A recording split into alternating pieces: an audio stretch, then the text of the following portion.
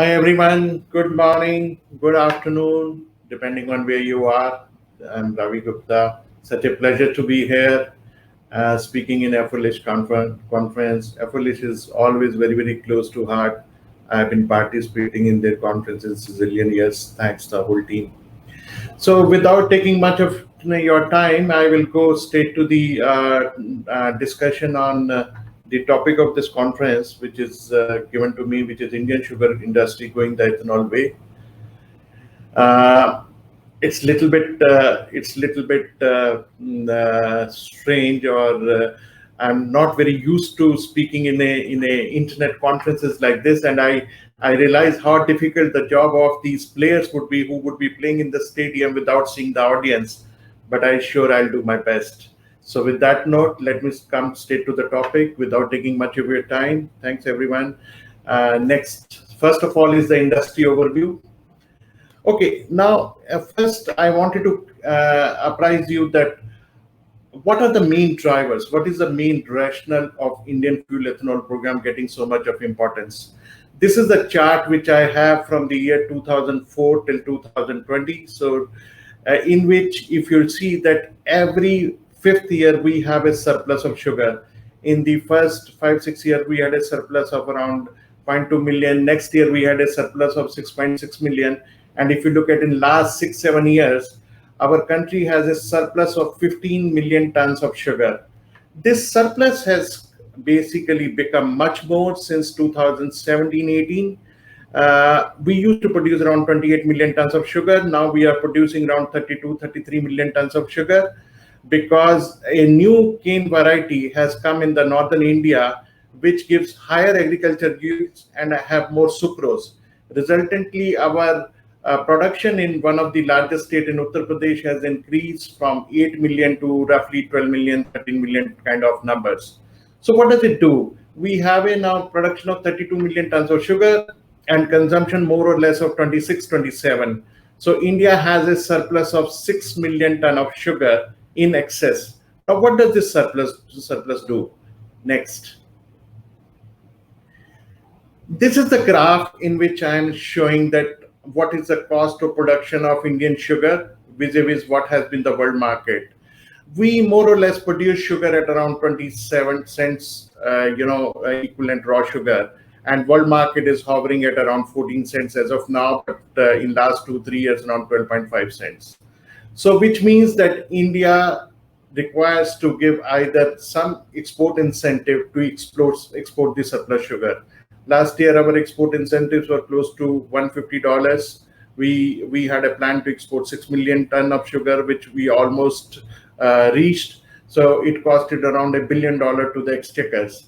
So this is one of the main driver now since 2017-18, which has led government to think that rather than exporting surplus sugar, we convert it into ethanol and drive away our ethanol program. Next. Other drivers for our ethanol program are basically energy security. India is dependent highly on imported crude for its transportation fuel. Nearly 85% of our transportation fuel requirement is met through imports. So ethanol can give energy security. It is renewable and clean, as of all of us know that carbon emission is a main concern everywhere. With the oxygenate ethanol, you can reduce the carbon footprints. It is a farmer-based program because 80%, near about 80% of our sugar industry revenue, which is sugar and distillery revenues, goes back to the farmer as cane prices. So any enhancement in the sugar industry means better revenue for the farmers and rural development. And in India, ethanol is a byproduct. We make ethanol from final molasses, bee molasses. So there is no food versus fuel debate in India. Next. So to enhance the ethanol program, what has government done? Government has taken several actions. It is important to highlight here that in India, unless government gives the focus to the program, it is not possible. 90 to 95% of our gasoline is distributed by 3-4 large oil marketing companies. We call them OMCs, and these companies are majority owned by the government. So unless the government has a resolve to start the ethanol blending program, it is not possible.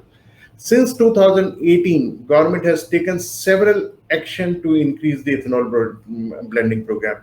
It has started giving a remunerative price. What used to happen is we had a price for final molasses, which is the byproduct of sugar industry, and one price. Now the government has started announcing the price of three sources of raw material, which is sugarcane juice, B molasses, which is intermediate molasses high in sucrose, and also C molasses. Sugarcane juice prices and B molasses prices are basically declared based on the sugar prices lost while making ethanol. For example, the relation between the sugarcane juice prices is kept based on the minimum sale price of sugar, which is also declared by the government. So the price mechanism has been evolved in a manner that a distillery, when it converts ethanol from sugarcane juice, it gets equivalent to sugar prices or little higher than that. And government has also reduced the taxes of the ethanol. Earlier, our ethanol movement was very, very difficult from one state to another. There were a lot of restrictions. Now, government has come to a freer movement of molasses as well as ethanol. So government has done basically giving remunerative prices and also made ethanol sector to do business more easily. Next.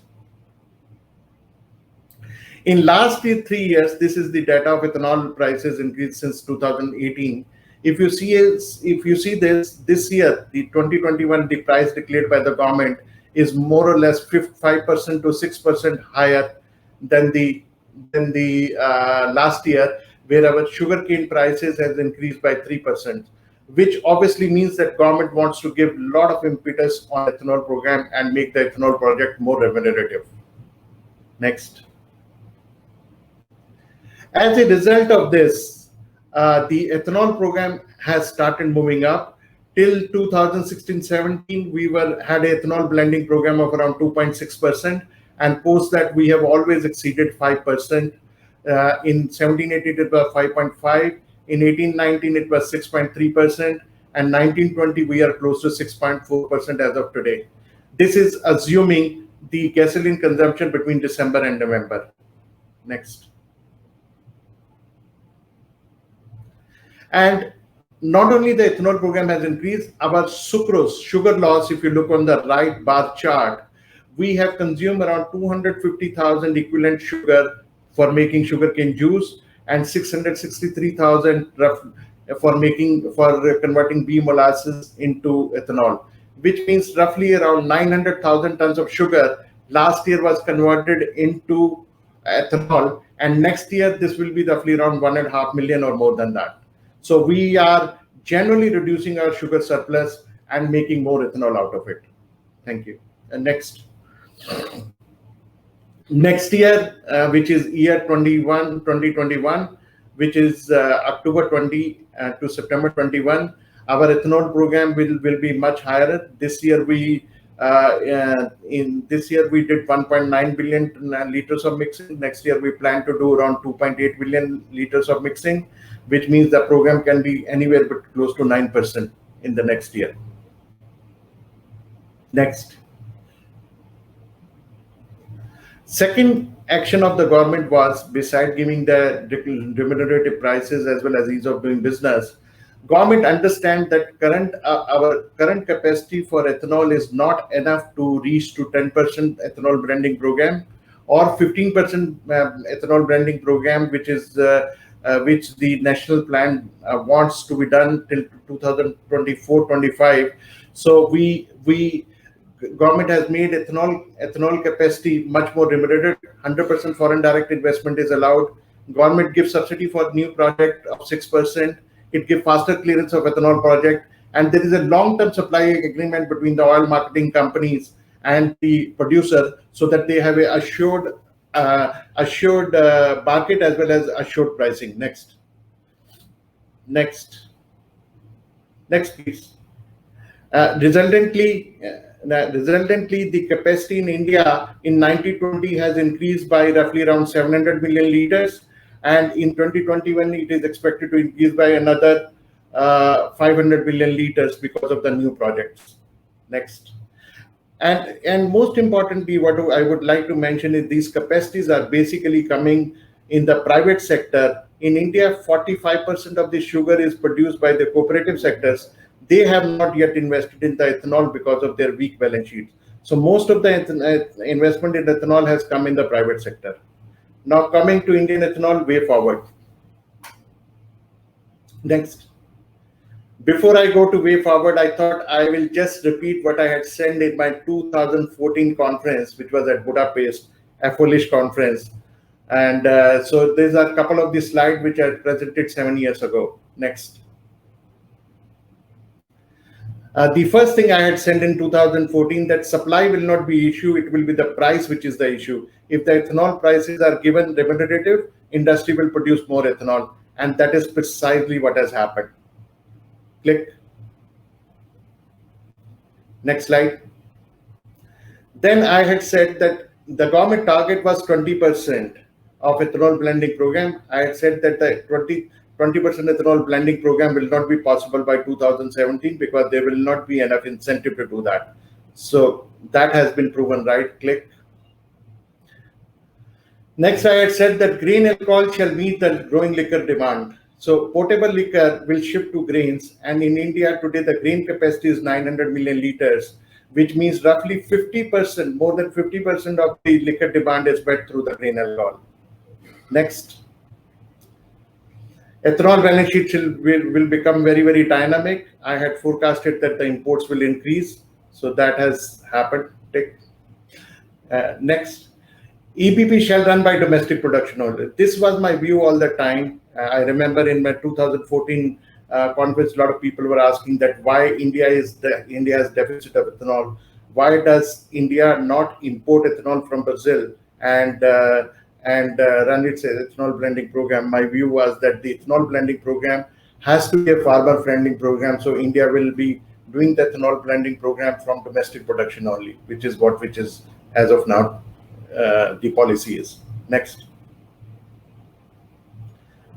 Talked about the game changes. Next.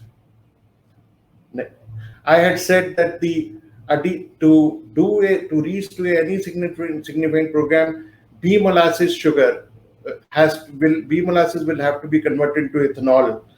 Bee molasses are higher purity molasses, and also the industry will have to resort to converting sugar juice into ethanol, and government will have to incentivize it, and both of it has happened. Next. Click. Next slide. Also, I had said that the sugar will be surplus because farmers will continue to grow sugarcane, and surplus sugar solution will not be by subsidizing exports, but by making more ethanol. It has happened. Next. Next is bee molasses to sugar is very, very easy. So it is all done. Next slide, please. Now, what is the way ahead, which I think? Next slide. Based on our national biofuel policy plan, we will need to meet the 10% ethanol blending program. In 2021, we will need 3.2 billion liters of sugar, ethanol. And in next year, we'll need around 3.5 billion, and year after that, 3.7. And in 23-24, our target is to meet 50% ethanol blending program. For that, we will need roughly around 6.3 billion liters ethanol. And our current capacity to produce ethanol is close to 3 billion. So we'll keep on running short of ethanol to meet the national biofuel policy goals. And so we will have to continue to invest in the ethanol program, in the ethanol capacities. Next. So way to reach to 15% ethanol blending program shall be that to reach to 15% ethanol blending program, we'll need to convert around 5 million tons of sugar into ethanol, and which shall not be possible unless we start making sugarcane juice ethanol. And the capacity which we'll additional require will be something around 10,000 KL per day in India, which shall require around $2 billion of investment. And And the challenge in having the sugarcane juice-based plant will be that since our crushing season, unlike in Brazil, where it is a very long, starting from April to December, our crushing season in Western India is close to 120 to 150 days, and there is no possibility of storing juice. So the plant payback period will become much higher. So the alternative to make the investment more viable is either we have a cluster approach, i.e., 4 or 5 sugar mills have one single distillery. In the crushing season, one of them or two of them supply sugarcane juice, while rest of the sugar mills supply molasses in the off season and make sugar in season. So that way you can run the plant for good 12 days and improve the payback period. Second way shall be that during the crushing season of sugar, which is 4 or 5 months, we run sugarcane juice, and in the off season we convert that plant into a grain-based distillery so that we can use the asset for 12 months, and that will be the approach which will help us in making the sugarcane juice ethanol project more viable and to achieve the target of 15% by 24-25. Next. Now, we are all businessmen, so important for us to look at the business opportunities. Next. The first is that the trading opportunities in India will continue, because currently also the chemical sector is importing ethanol from South America, from US, and they will continue to meet their requirement from imported ethanol. So India will continue to import ethanol for chemical industry in the foreseeable future, and this will rise roughly around the demand growth in chemical industry will be something around 5% year on year. So that is the growth, and that imports will continue, which will bring a lot of trading opportunities. Next. In the investment opportunity, India is very, very vibrant and opportune country to put investments. 100% foreign direct investment is allowed. We have a deficit around 3 billion liters of ethanol, for which capacity has to come. On the fuel ethanol side, policies are very, very stable. Oil marketing companies are ready to sign an agreement for next 5 years for buying. Government will announce a fixed price which is remunerating and equivalent to sugarcane for ethanol every year. There is a 6% interest subvention or interest subsidy on new ethanol project. And there is a hunger of new investment, because a lot of sugar mills have weak balance sheet, and they will be very happy to have an investment. Payback period, depending on how you structure your business, ranges between 5 years to 10 years, which is a very good payback period for any industry. So it has a lot of investment opportunity along with trading opportunities. Next. Till new investment comes in, I think that India will continue to have little bit surplus for next 2-3 years of sugar, and sugar export might continue. And to link sugar with ethanol, I think we are going the way forward in the right manner. Now, this year we will be doing around 1.5 million tons diversion of sugar into ethanol. Next year around 2 million, and next 2.5 million. But still, the surplus is around 5 to 6 million tons. So till more capacity comes, we might be continuing to have sugar surplus in India. Next. With that note, I finish my my speech and my presentation. I thank you all for being such a patient listener. Thank you very much.